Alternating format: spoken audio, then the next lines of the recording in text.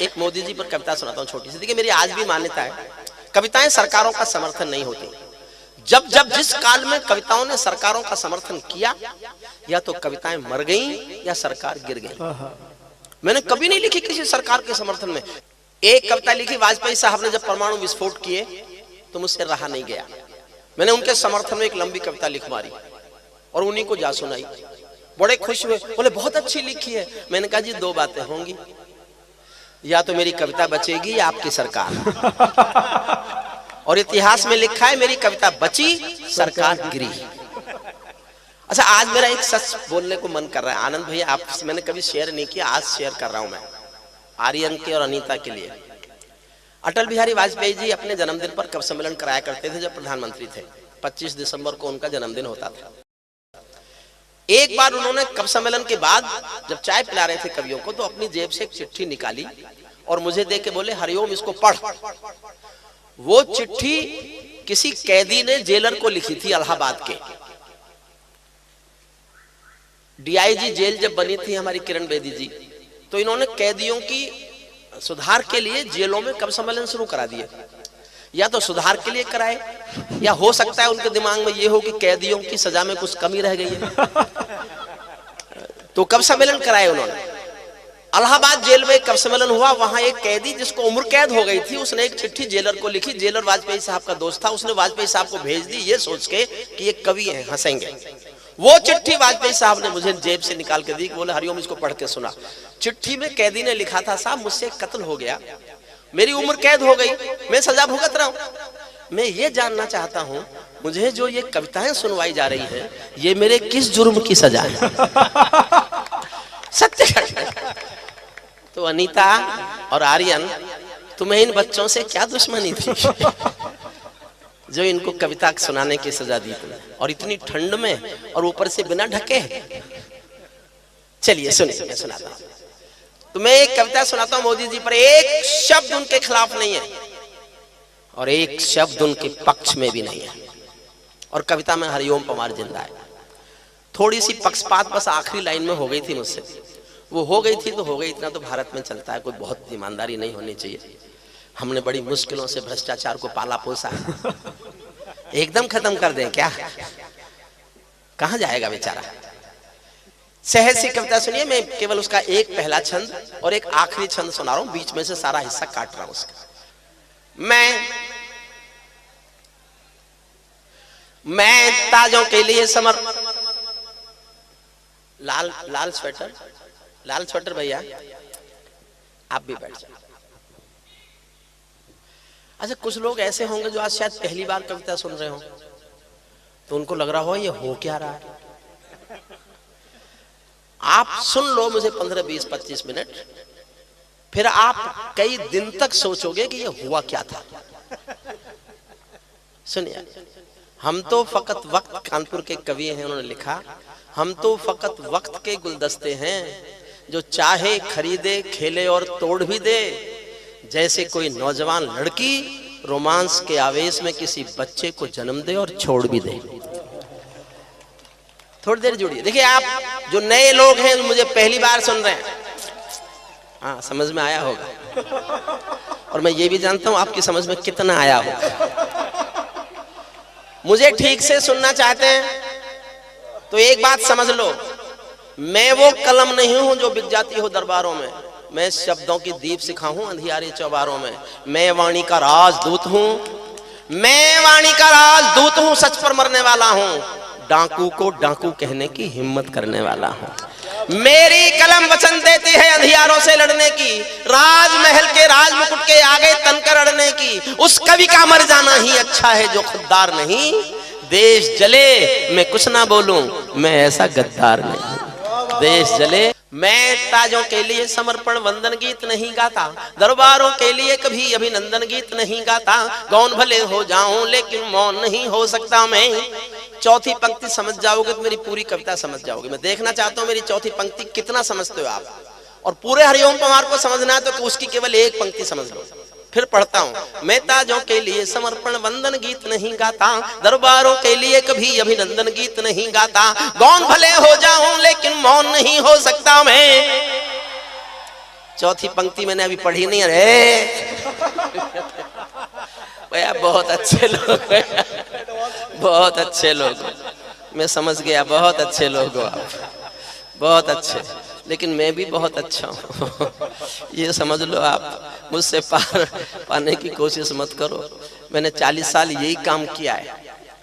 मैंने 40 साल एक यूनिवर्सिटी में पढ़ाया है और कानून पढ़ाया है। कानून के बच्चे बहुत बड़े बड़े बच्चे होते हैं, मैंने उनसे पार पा लिया। तो आप क्या बच्चे हो, आप तो प्यारे बच्चे हो, अच्छे बच्चे हो, जो कविता सुनने आ गए।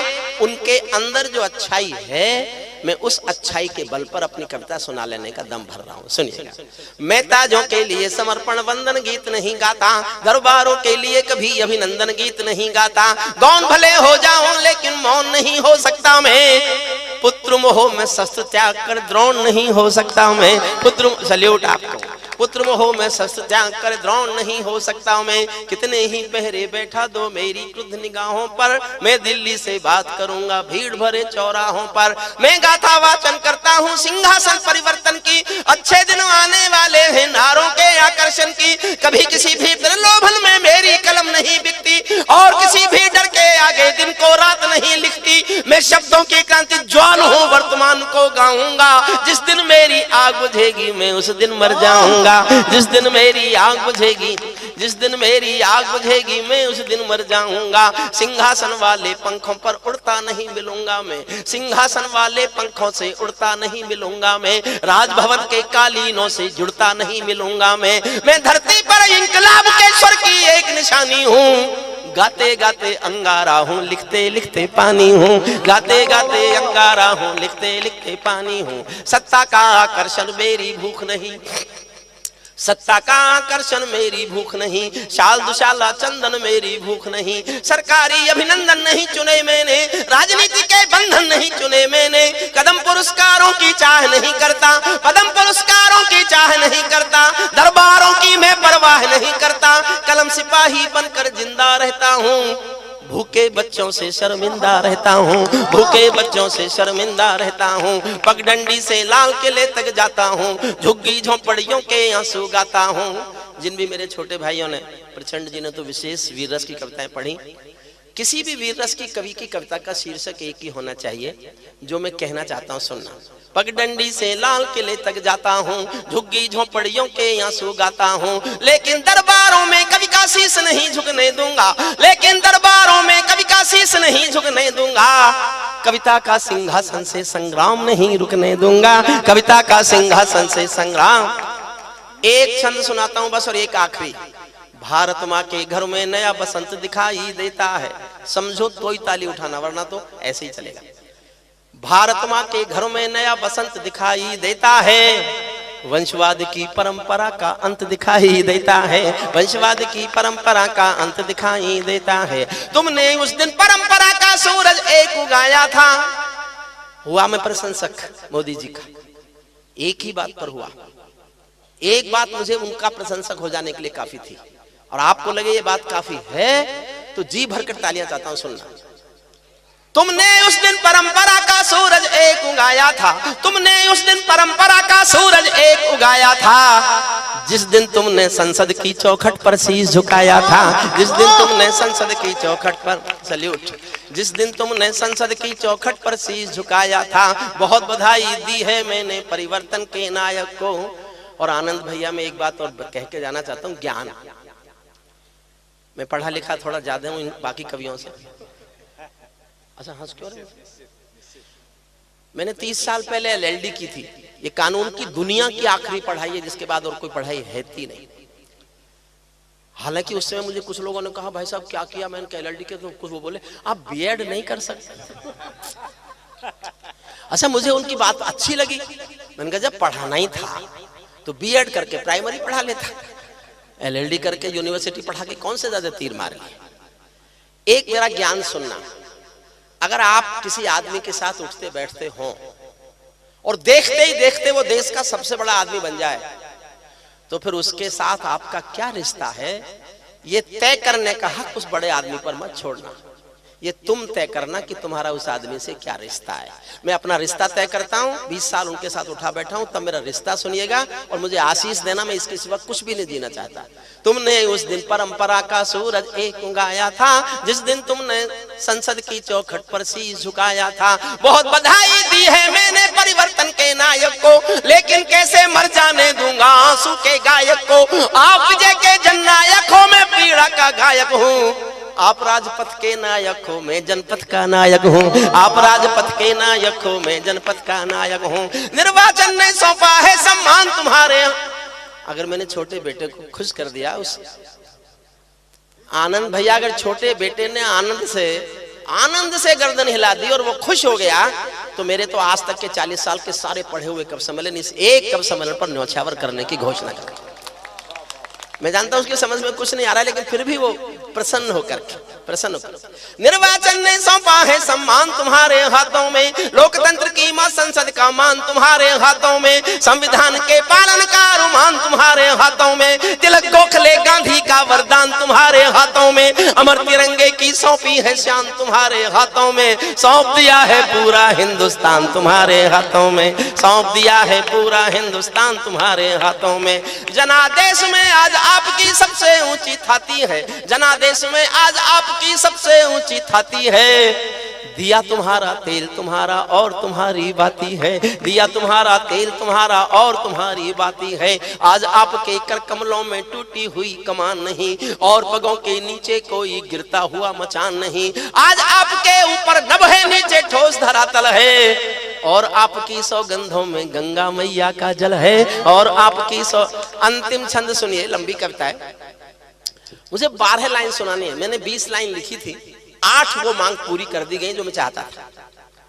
आपको शायद नहीं पता, नोटबंदी मेरे कविता लिखने के बाद हुई हिंदुस्तान में, 370 मेरी कविता के बाद हटी, फूड सिक्योरिटी एक्ट मेरी भूख वाली कविता के बाद आया। मैं गर्व कर सकता हूं, इतराता हूं इस बात पर कि मेरी कविताएं हिंदुस्तान की सरकारों के निर्णयों का विषय बनी है। अभी भी मैं 10 लाइन पढ़ रहा हूं जो मेरी मांग है, जब तक ये पूरी नहीं होंगी तब तक मैं चीखूंगा चिल्लाऊंगा। आपको लगे हमारे राजा से हमें अपनी शिकायत करने का हक है, तो मेरी एक एक पंक्ति में एक एक मांग सुनना। ये सौगंध तुम्हारी है मैं देश नहीं बिकने दूंगा, ये सौगंध तुम्हारी है मैं देश नहीं बिकने दूंगा, देश नहीं मिटने दूंगा मैं देश नहीं झुकने दूंगा। है मेरा विश्वास कभी सौगंध नहीं तोड़ोगे तुम, है मेरा विश्वास कभी सौगंध नहीं तोड़ोगे तुम, भारत माँ की सेवा का अनुबंध नहीं छोड़ोगे तुम। ऐसा कुछ कर जाओ पूरा देश देखता रह जाए, देश नहीं भूमंडल का परिवेश देखता रह जाए। ऐसा कुछ कर जाओ पूरा देश देखता रह जाए, देश क्या कर जाओ। 12 लाइन सुनना, सल्यूट आपको, सल्यूट। 12 लाइन एक एक लाइन पढ़ रहा हूं, और आप चाहते हैं कि ये भी पूरा हो, तो एक एक पंक्ति पर समर्थन मांगता हूं। सुनना, पहली मांग, संसद को गुंडों से दागी चेहरों से खाली कर दो। अगर हमें कश्मीर में एक भी आतंकवादी नहीं चाहिए, तो संसद में एक भी गुंडा नहीं चाहिए, गुंडा नहीं चाहिए। दूसरी पंक्ति आपका और मन मांगती है, संसद को गुंडों से दागी चेहरों से खाली कर दो, भूखे मरते हुए किसानों के घर खुशहाली भर दो, भूखे मरते हुए किसानों के घर खुशहाली भर दो। कश्मीर में भारत माँ की जयकारों के स्वर दे दो, कश्मीर। और चौथी लाइन आप समझ रहे हो तो और समर्थन मांगता हूं, कश्मीर में भारत माँ की जयकारों के स्वर दे दो, हर विस्थापित कश्मीरी पंडित को उसका घर दे दो, हर विस्थापित कश्मीरी पंडित को उसका घर दे दो। खेलों को नेताओं से पूंजीपतियों से मुक्त करो, खेलों को नेताओं से पूंजीपतियों से मुक्त करो, माँ बहनों बेटी का जीना स्वाभिमान से युक्त करो, झोपड़ियों को मत सिखलाओ तौर तरीका जीने का, उन्हें मयस्सर कर दो केवल अच्छा पानी पीने का, उन्हें मयस्सर कर दो केवल अच्छा पानी पीने का। नंगे बदन लिए फिरते हैं ख्वाहिश एक लंगोटी की, नंगे बदन लिए फिरते हैं ख्वाहिश एक लंगोटी की, खाली पेट लिए बैठे हैं उम्मीदें 2 रोटी की। कहीं भूख से कोई बच्चा मर ना जाए, याद रहे 10 करोड़ भूखी पीढ़ी की याद तुम्हें फरियाद रहे। तुम चाहो तो भारत के घर घर को दे वाले दे दो, लेकिन सबसे पहले झोपड़ियों को शौचालय दे दो, लेकिन सबसे पहले झोपड़ियों को शौचालय दे दो। ऐसा कुछ कर जाओ पूरा देश देखता रह जाए, देश नहीं भूमंडल का परिवेश दे।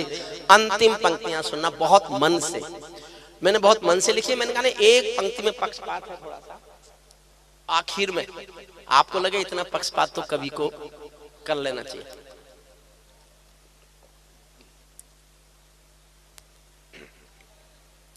ऐसा लगे किसी, ऐसा कुछ कर जाओ पूरा देश देखता रह जाए, देश नहीं भूमंडल का परिवेश देखता। ऐसा लगे कि सबका साथ तुम्हारे दिल की इच्छा है, सबका साथ, सबका विकास, सबका विश्वास ही सिर्फ तुम्हारे दिल में है। तो ये सिद्ध भी करो कि ऐसा ही है। अगर ऐसा ही है तो फिर तो तुम ही तुम हो। ये सब बुलबुले फिर आपका कुछ नहीं बिगाड़ सकते। ऐसा लगे कि सबका साथ तुम्हारे दिल की इच्छा है, सामाजिक सद्भाव तुम्हारी सबसे बड़ी परीक्षा है, सामाजिक सद्भाव तुम्हारी सबसे बड़ी परीक्षा है। ऐसा लगे कि गुजराती बेटा गांधी का सपना है, ऐसा लगे कि गुजराती बेटा गांधी का सपना है, ऐसा लगे कि भारत का सरपंच हमारा अपना है, ऐसा लगे कि सब अरब की आबादी का दमखम हो, ऐसा लगे कि भारत की सब तहजीबों का संगम हो, ऐसा लगे कि देशद्रोहियों को तुमने ललकार दिया, ऐसा लगे कि देशद्रोहियों को तुमने ललकार दिया, ऐसा लगे कि भारत मां का हर दुश्मन धिक्कार दिया, ऐसा लगे कि काले धन का पूरा खेल हिल गया है, ऐसा लगे कि दिल्ली को सरदार पटेल मिल गया है, ऐसा लगे कि दिल्ली को सरदार